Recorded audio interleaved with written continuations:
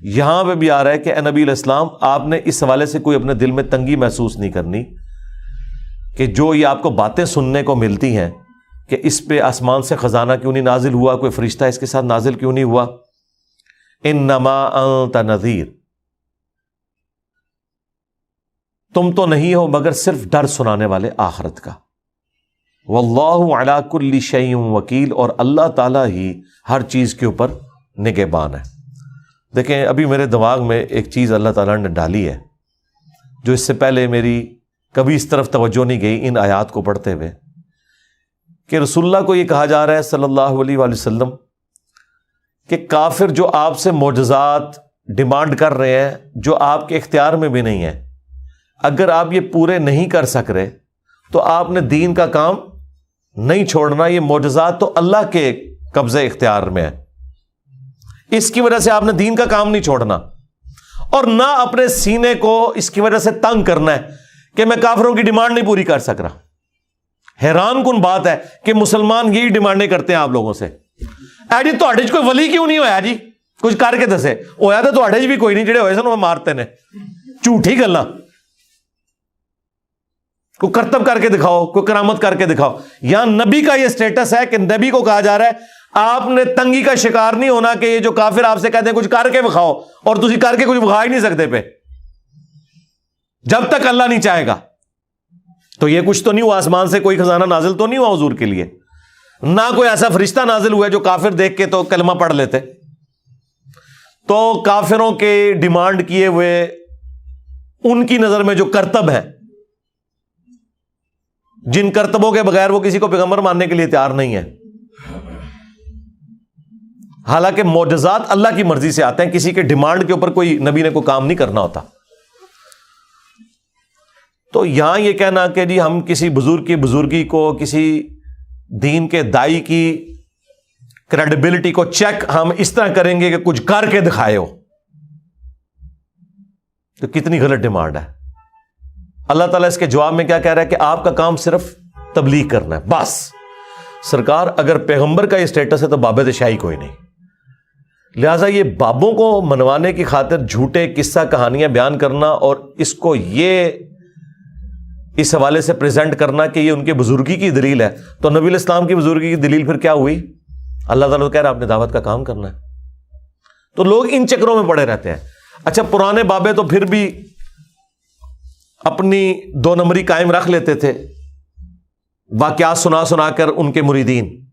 اب ہے میڈیا کا دور, اب جتنے اس وقت بڑے بڑے بابے ہیں, میں کہتا ہوں جی اس وقت جو پلانٹ ارتھ پہ بابے ہیں نا, پرانے بابے تو ان کے مقابلے میں شاہی کوئی نہیں ہے. مثلاً الیاس قادری صاحب, باپا جانی, جتنے بڑے لیول پہ لوگ ان کی زندگی میں ان کے ساتھ اٹیچ ہے, اتنے لوگ تو کبھی کسی بزرگ کے ساتھ اٹیچ نہیں رہے. وہ پرانے بزرگوں کے ساتھ کوئی 2000 3000 5 10 15 20,000 بندہ ہی اٹیچ ہوتا تھا. ان کے تو مریدین ہی 40-50 لاکھ ہیں, کروڑوں لوگ ان سے محبت کرتے ہیں دنیا میں. اس زمانے میں تو کروڑوں کر بھی نہیں سکتے تھے, مسلمانوں کی آبادی بھی اتنی نہیں تھی. تو اس وقت تو وہ بڑے بڑے بزرگ موجود ہیں کہ جو پلانٹ ارتھ نے پہلے کبھی اتنا بڑا بزرگ نہیں دیکھا, تو انہیں کہنا کچھ کر کے بتائیں. ان کا حال یہ ہے کہ اگلے دن میں باپا جانی کو دیکھ رہا تھا, وہ اپنے ٹیب سے کوئی حدیث بیان کر رہے تھے, تو انہوں نے اپنی اینک لگائی ہے, پھر انہیں وہ نظر آئی ہے. اندازہ کریں یہ لوگ اینک کے بغیر پڑھ نہیں سکتے, اور آپ کو کہتے ہیں ہم مریدوں کے دلوں کے حال بھی جانتے ہیں. پرانے بھی یہی کچھ تھے, جھوٹ بولتے تھے آپ سے. ان کی ایک سمجھ لیں بزرگی کا پردہ فاش اس لیے نہیں ہوا کہ اس وقت میڈیا نہیں تھا. اب یہی بزرگ باپا جانی آپ کو سنا رہے ہیں کہ جی وہ ہمارے جو ایک مفتی تھے, ان کی قبر پہ کچھ اسلامی بھائی حاضری کے لیے گئے, تو اندر سے نماز کی آواز آ رہی تھی, اور ساتھ غلطی ہوگی کہ انہوں نے کہا کہ زور کا وقت تھا اور قرات کی آواز سنائی دے رہی تھی. زور کے وقت تو قرات اونچی آواز میں ہوتی ہی نہیں ہے. زور کے وقت تو اگر باہر بھی کوئی نماز پڑھ رہا ہو تو اس کی آواز بھی نہیں آتی ہے, تو قبر کے اندر سے کہاں سے آواز آنی ہے؟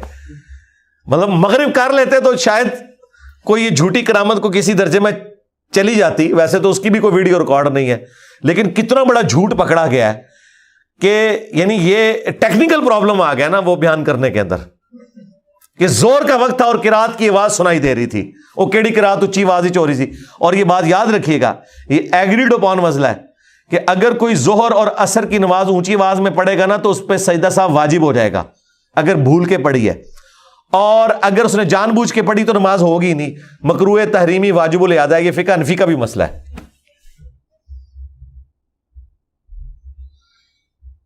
اور اسی طریقے سے اگر کسی نے مغرب اور عشاء جو ہے وہ سرن پڑھی ہے، اگر وہ جماعت کے ساتھ، اور وہ تو کہتے ہیں جماعت کے ساتھ پڑھ رہا ہے، تو اس پہ بھی سجدہ صاحب واجب ہوگا۔ اندازہ کریں آپ کہ یہ کیسے کیسے جھوٹ پھیلاتے ہیں۔ تو مجھے ابھی یہ بات کلک کی اس میں سے کہ اے نبی آپ نے کوئی تنگی محسوس نہیں کرنی ہے کہ اگر آپ کوئی معجزہ ان کو نہیں دکھا سک رہے تو آپ کا کام تو صرف دعوت دینا ہے۔ یہ معجزات دکھانے سے کیا کوئی پیغمبر اسٹیبلش ہوتا ہے؟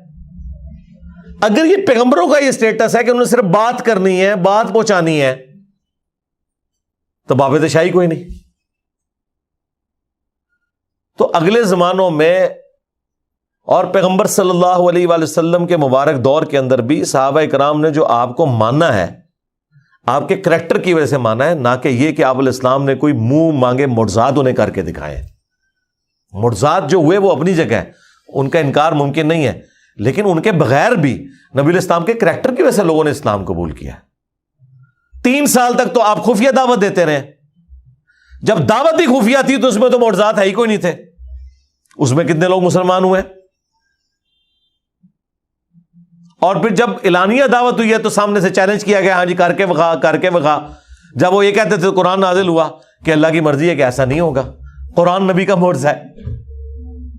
تو لہٰذا اس طرح کی ڈیمانڈ کرنا یہ کافروں کی نشانی ہے جو یہ کرتے ہیں اور اس کو بزرگی کی دلیل پیش کرتے ہیں۔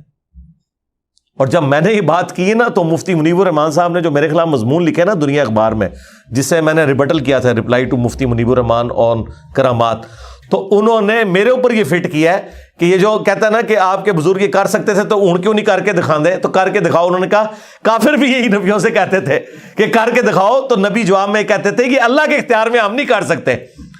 تو وہ کہتے ہیں جو آپ ہمارے بزرگوں سے کہہ رہے ہو ان کے اختیار میں کوئی نہیں، اللہ چاہے گا تو ہوگا۔ میں نے کہا شکر الحمدللہ، اس کی وجہ سے انہوں نے مان لیا کہ بزرگ کچھ نہیں کر سکتے اور نبی بھی کچھ نہیں کر سکتے جب تک اللہ نہ چاہے۔ حالانکہ اس سے پہلے یہ آپ کو کیا کہتے تھے؟ چاہے تو اشاروں سے اپنے کائے ہی پلٹ دیں دنیا کی، ہاں نگاہ ماری تے مرید ساڑ دیتا، نگاہ ماری تے پہاڑ سونے کا ہو گیا، نگاہ ماری، پہلے یہ کہتے تھے۔ آپ کہتے ہیں نہیں، یہ جو انجینئر صاحب کہہ رہے ہیں نا، تو کافر بھی یہی ڈیمانڈ کرتے تھے کر کے بکھاؤ۔ تو اس کے جواب میں اللہ تعالیٰ یہی کہتا تھا کہ نبی کو میرے اختیار میں کوئی نہیں ہے۔ تو ہم انجینئر کو یہی جواب دیں گے کہ بھائی یہ آپ کی ڈیمانڈ غلط ہے۔ چلیں، اس ڈیمانڈ کرنے کا فائدہ یہ ہوا ہے، ٹھیک ہے انہوں نے مجھے منسوب کیا کافروں کی طرف، لیکن اس کا فائدہ یہ ہوگا کہ جو عقیدہ ہم سمجھانا چاہ رہے تھے وہ انہوں نے سمجھ لیا۔